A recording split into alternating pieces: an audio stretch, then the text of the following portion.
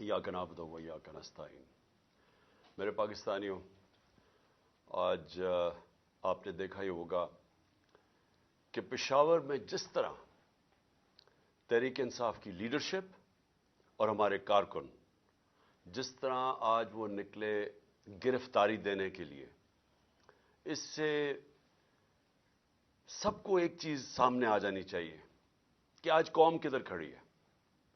ہمارے ملک کی تاریخ میں اس طرح کے سینز کبھی یہ نہیں دیکھے گئے۔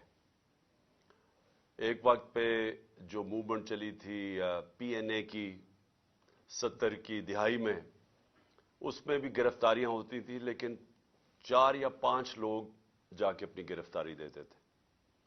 ایسا کبھی سین نہیں ہوا کہ اتنی تعداد میں لوگ آئیں اور لیڈرشپ کے ساتھ، میں خاص طور پہ کہنا چاہتا ہوں کہ لیڈرشپ کے ساتھ جا کے اپنی گرفتاریاں دیں۔